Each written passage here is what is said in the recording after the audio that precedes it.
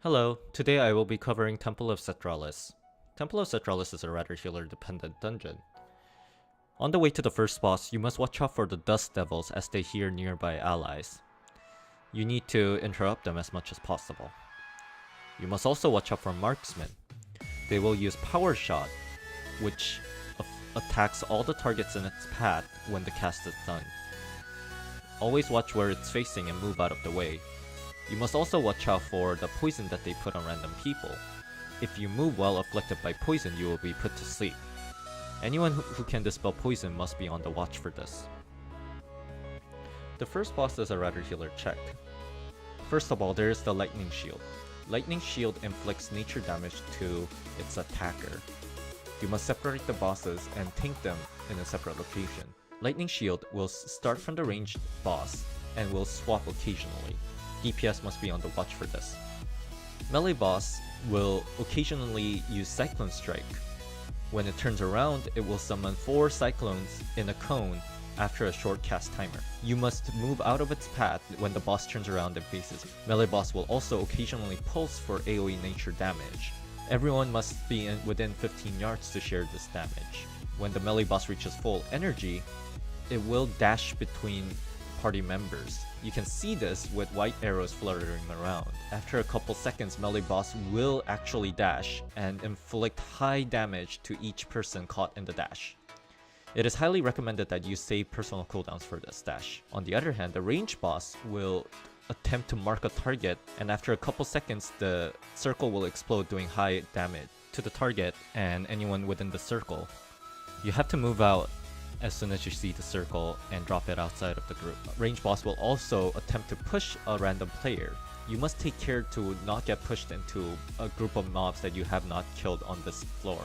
When the range boss reaches full energy, it will explode into a ring, dealing high damage to everyone in the party. Healer must save his healing cooldown for this. The trash to second boss is probably the easiest part of the dungeon. There's not a lot of things that you need to watch out for. The beginning part of the trash to second boss is very similar to the one leading to the first boss. You gotta watch out for the marksmen, but there are no dust devils, so you don't have to. If you have someone in your party that can purge, you can purge the lightning shields off, having the healers do less work to heal people up from the backlash damage. Once we get to the phase where we enter the breeding grounds, there's a couple things that you need to watch out for. First is the tenders. The tenders, when they get low, will attempt to drain an egg. Once it finishes draining, it will heal by a large amount and gain a buff that increases their damage by 30%. You can either let them drain, heal up, and then purge the buff off and then kill them. Or you can stun them while they're attempting to drain, and then kill them. Please be on the watch that knockbacks will not stop them from draining the egg. You must also be on the watch for the incubators. The incubators will attempt to self-destruct when they get pretty low. Save your stuns or CCs for them when they attempt to kill themselves off. The second boss of Temple of Sethraliss is a rather straightforward boss. There are a couple things that you need to watch out for. The first one is Noxious Breath. It will turn around and breed in a cone, applying poison pools in the map. They will last for a very long time, so it is recommended that you tank the boss in the center as to allow much room.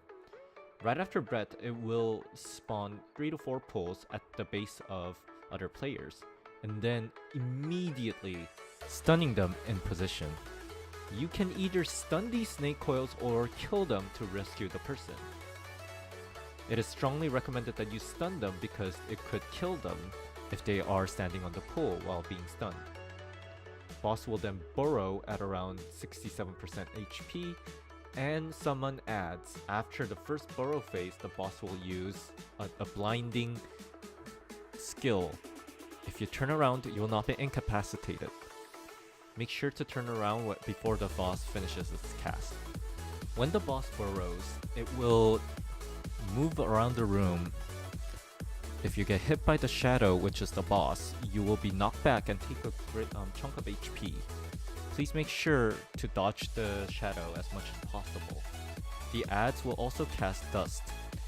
If the dust goes off, the ad will dodge any incoming damage inside the dust. The ads must be pulled out of the dust as soon as it is cast.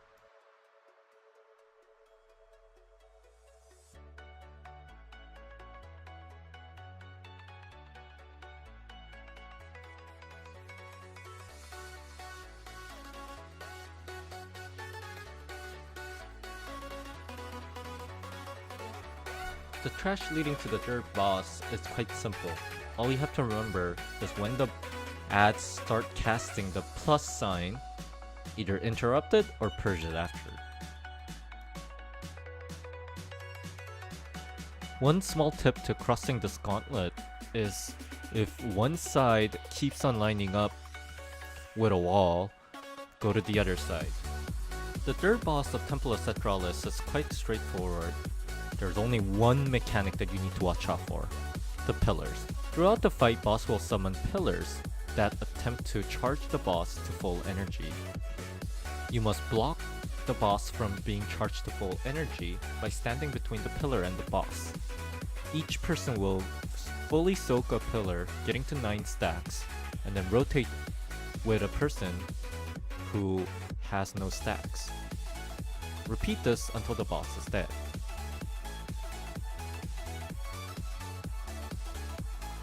This room is a mess. Ads will continue to spawn non-stop, and Orb Guardians hamper you from carrying the orb. Now here's a few things that you need to know about the Orb Guardian. The Orb Guardian will spawn as soon as you touch the orb, and as much as you're carrying, the Orb Guardian will prioritize orb over anything else. Now here's a way to counter this. As soon as you grab the orb, toss it as far as possible. Once you don't come in contact with the Orb Guardian will not be focusing as much compared to the other cases where you're just holding it. Now, as soon as you toss it, get to that position and then throw it. Again, remember, if there are mobs or players in the path, they will stop. The orbs will stop and be dropped if it hits a mob, and will be tossed to a player if there's a player in between. Make sure you dodge these players and mobs to reach the skull, and then put the eye inside the skull. You can only insert the eye into the skull if you are on the side where the eye is empty. The last boss of Temple of Sethraliss is not just dependent on the healer, but also on the DPS. As soon as you start the encounter, there will be 4 hexers that are channeling into the boss that you must heal. Killing all 4 hexers allow the boss to be healed, and this must be repeated 3 times before the fight is over. Now, as soon as you start the encounter, a Heart Guardian will spawn in a random location. As the Heart Guardian attacks on the tank, it will do increasing damage on the tank. This is the reason why DPS must burn down Heart Guardian as the number 1 target. We usually bring the Heart Guardian next to a Hexer, and then cleave down the Hexer along with the Heart Guardian.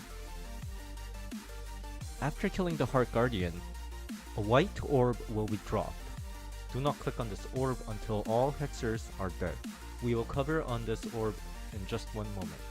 A Plague Doctor will periodically spawn. Plague Doctor doesn't do anything big except for the Chain Lightning and the Hex. The Chain Lightning can be kicked, and the Hex needs to be dispelled. Keep a note that the Plague Doctors can be stunned. Toads will also spawn periodically throughout the fight. Once it comes in contact with a player, it will leave a dot. But if it contacts a healer, it will reduce the healer's healing done by 50%. Since the healer has to dispel the Hex by the Plague Doctor, it is highly recommended that DPS focus down the Toads, preventing the healer from receiving this debuff. If it is difficult DPS should run into the toads to block it from coming in contact with the healer. Once all the hexers are down, the healer must click the orb.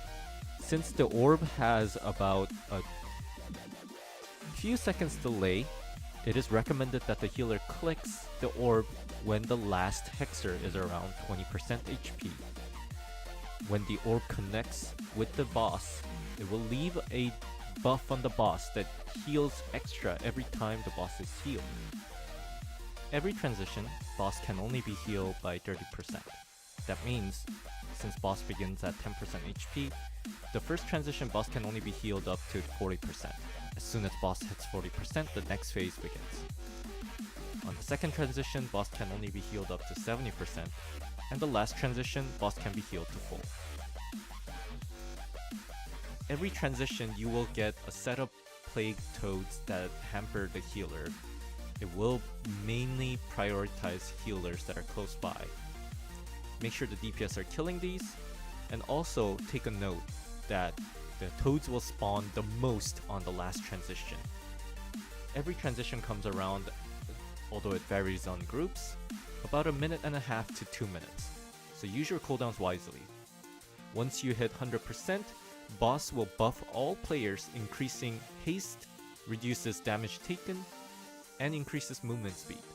Use this buff to kill off all the adds, which becomes extremely easy with the buff.